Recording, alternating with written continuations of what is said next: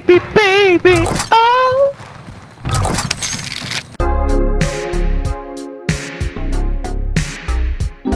Alright guys, there's been a lot of meta changes and lots of SMGs getting nerfed, and it's really hard to decide right now what to use, and I think the FFAR could be a good solid option for your SMG choice if you build it the right way. So I'm going to play a couple of clips and then we'll get into the loadout.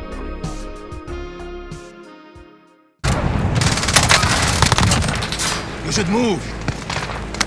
Enemy hostile fire.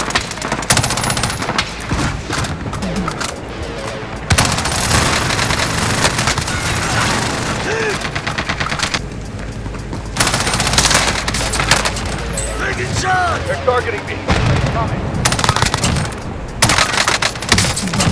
Okay, pause. I just want to say the next couple of clips are going to look super sus, but I promise there's no shady business going on there.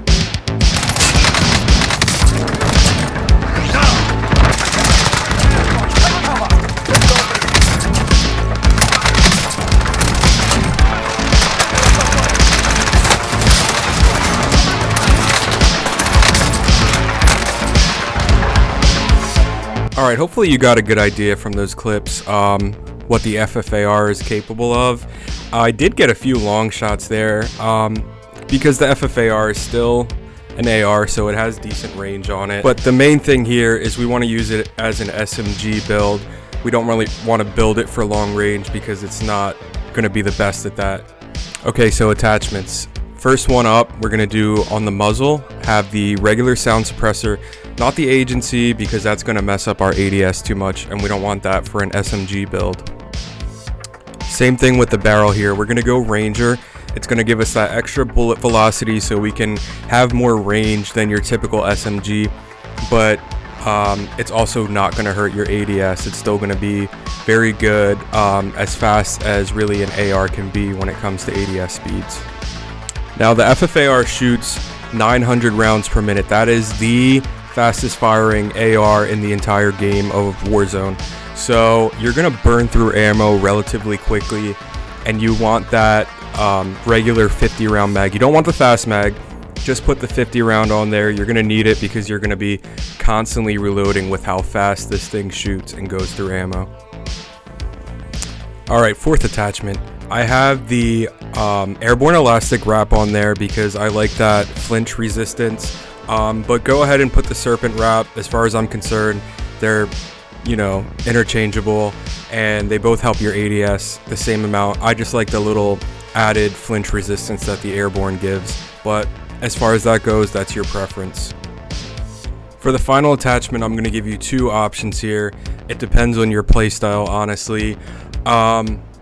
The first one on the OPTIC is going to be the Microflex LED. Now that's going to be if you want better accuracy at range. If you're going to run it on a ghost class or anything that isn't overkill, you're going to want that Microflex LED because that's going to give you some maneuverability in what you can do with it. You can still have that close range movement speeds, but also be able to hit your shots accurately after 20 meters.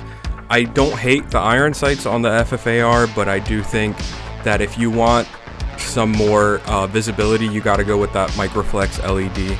Alright, here's my final attachment, the one that I prefer to use because I run it strictly as an SMG.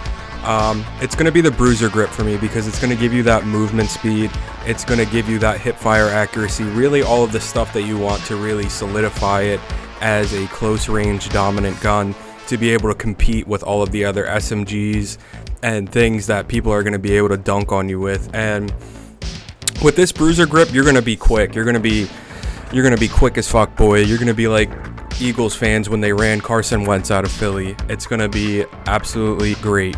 Alright guys, so that's my build for the FFAR. Like I said, the Microflex and the bruiser grip are interchangeable.